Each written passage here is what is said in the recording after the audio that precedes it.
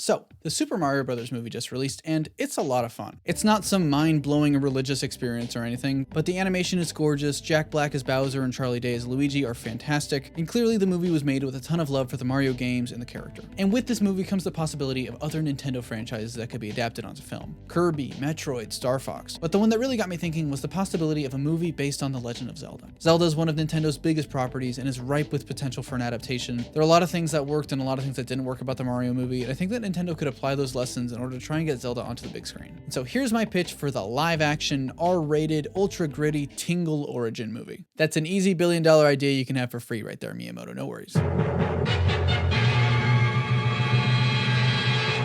This video is brought to you by Harry's. One of Mario's most defining design traits is his famous mustache. Now, some people will tell him that he should shave it off. Despite the fact that his partner of many years constantly reassures him that she likes it, all of his friends say that it looks good on him, and even though it's not perfect, it makes him happy and it's his body, so he should be allowed to do whatever he wants with it.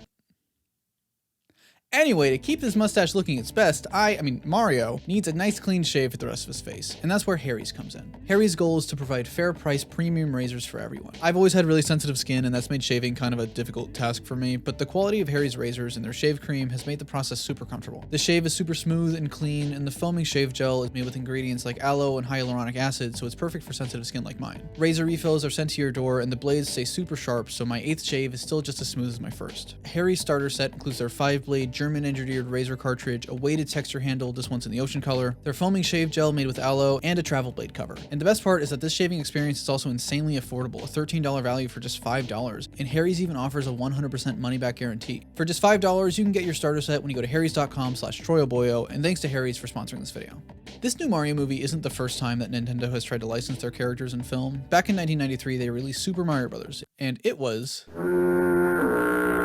not great. The movie was so bad, in fact, that Nintendo as a company decided to completely scrap any and all plans to adapt their characters outside of video games. And so now, 30 years later, they're finally giving it another go. Like I said, the Mario movie is a ton of fun. The story is a little simple, and it all felt a little bit too fast-paced. The constant needle drops were really distracting. But especially for a first attempt, I think there's a lot to admire about it. I'd say that for me, this sits right in between the first and the second Sonic the Hedgehog movies. It's clearly targeting more of a kid's audience, and it falls into those pitfalls just a little bit more. But the heart is there, and there's a ton of potential to be expanded upon in future sequels. The elephant in the room is Chris Pratt's voice as Mario. While he's not exactly a standout role or anything, he wasn't nearly as bad as some people were worried he'd be, and he clearly put at least some amount of effort into it, although I do still think a more experienced voice actor would have done a better job with the role. The standouts, however, are Jack Black as Bowser and Charlie Day as Luigi. Everybody's going crazy for the Jack Black song, but Luigi especially is a ton of fun, and I would watch an entire Luigi's Mansion movie with this version of the character. And if Nintendo wanted to take some of their other IPs and adapt them to the big screen, I'd say that this is a really solid start to that. And so this all begs the question, what about a Zelda movie? If you had asked me a year ago, hell, even a month ago, I would have said absolutely not. Zelda as a franchise has a ton of history, and trying to fit all of the characters and iconography into a movie would be near impossible. But after seeing the Mario movie, after this love letter to the Mario world and its characters, I'd say that they could definitely give it a shot. Now, do I want to see some big cinematic universe of all the Nintendo properties that all come together into a Super Smash Bros. Movie?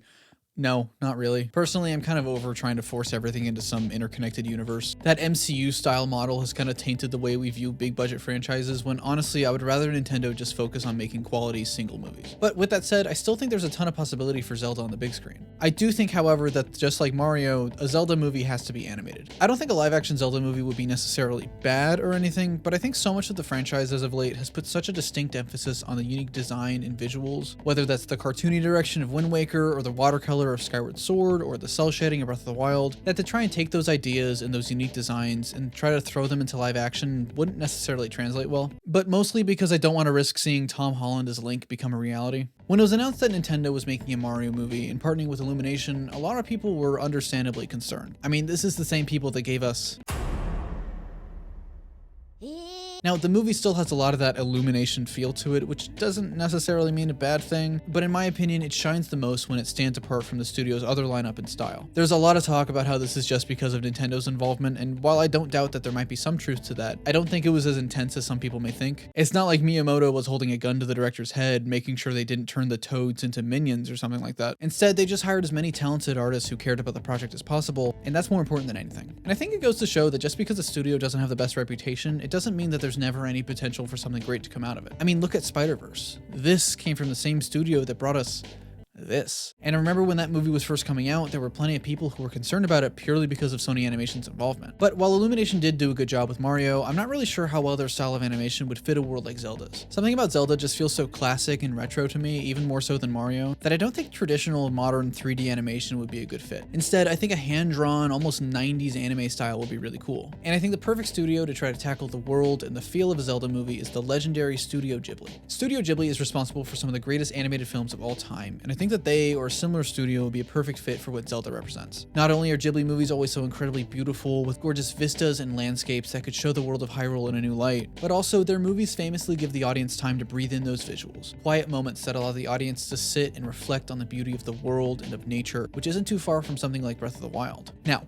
would they do it? Who knows? Probably not. Ghibli is a really big name and a really big studio that to get them for a big franchise movie would probably be impossible. But Ghibli isn't unfamiliar with working with big franchises before, like with their Star Wars short, so in theory it wouldn't be entirely out of the picture. But with a Zelda movie, there comes a problem. And that's... Now, in past media, we actually have heard Link speak. It was just, Well, excuse me, princess. Excuse me. Excuse me.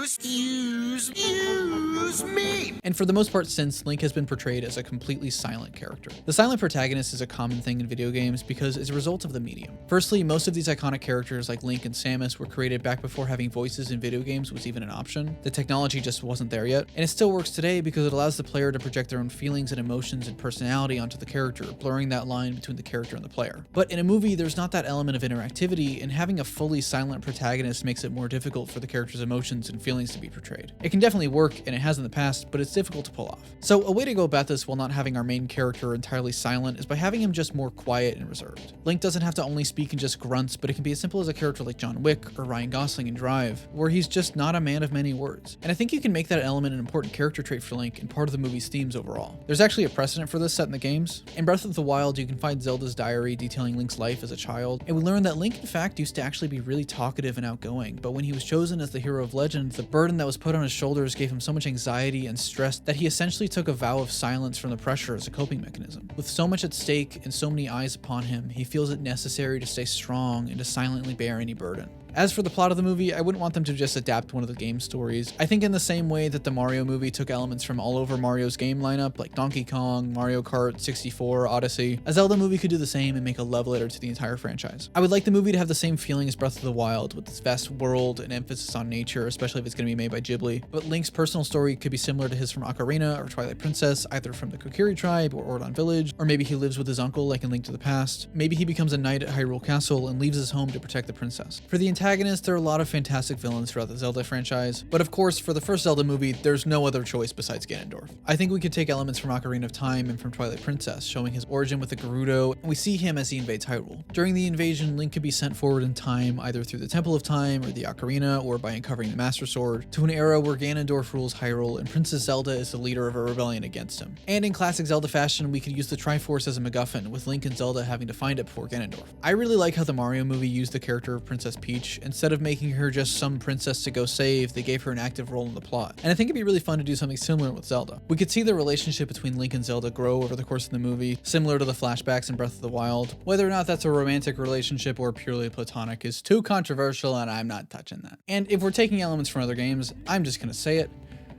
I really need to see Groose. Groose was the best character in Skyward Sword, and his development in that game from school bully into Link's friend and a hero in his own right would be great to see on screen. There could be different trials that Link and Zelda have to do in order to get all three pieces of the Triforce that could each reflect elements from the different games, one for strength, one for wisdom, and one for courage. The strength trial could be a famous Zelda boss fight, either with Stalord or Koloktos or Guardians or any of the other big famous Zelda bosses. The wisdom trial could be a classic Zelda water dungeon to really give some of the older viewers PTSD, and the courage trial could have Link face off with Dark Link. And instead of just a fight, you could really lean into the horror of it all and force Link to face his worst nightmares and his anxieties in order to truly test his courage. The Legend of Zelda franchise puts a lot of emphasis on the concept of bravery, with the main hero being the living embodiment of the Triforce of Courage. And I think that a potential movie is the perfect place to explore that deeper when it comes to Link's character, in ways that aren't possible through the medium of a video game. This version of Link would be able to express himself and his fears more and the pressures that he's under from fate, and that could contrast with Ganondorf, a seemingly all-powerful warrior that fears nothing. Throughout Throughout the movie, Link could feel he's not worthy of his title and of the Master Sword, but it could be Link's arc to understand what courage really is. To be afraid of something doesn't make one not courageous, but instead how they face it and overcome those fears. It's taken 30 years, but I for one am really excited to see how Nintendo takes the lessons that they learned from the Mario movie and apply them to other characters. Whether that's more Mario spin-offs, Metroid, Star Fox, or Legend of Zelda, if they put even an ounce of the love and care into adapting the properties that they did with the Mario movie, then that has the potential to really be something special. But let me know down below what you'd want to see in a Zelda movie, or what other video game characters do you think deserve a shot at the big screen. Again, thanks to Harry's for sponsoring this video. Remember to go to harrys.com/troyoboyo to get your shave starter set for just $5. If you like this video, be sure to the like button and subscribe. And special thanks to Alto the Sting, and Already Done It, Cabbage Boy, Cassidy Bond, Chicken McDoofus, Cosmic Tragedy, Eden Kenna, Iron Ninja, Jake Selig, Jonah, Corey's Not Fresh, Lime Spice XL, Logan Triplet Films, Spectacular Clyde, Tim Neufeld, Troy Spire Rager is Lame, Tyler Goodrich, Josh Kapoor, Zachary Stonebreaker, Zero to Hero 148, and ZZ Toasty for being spectacular fanboys on my Patreon. This has been TroyBoy17 coming at you live. Be responsible, and I'll see you around.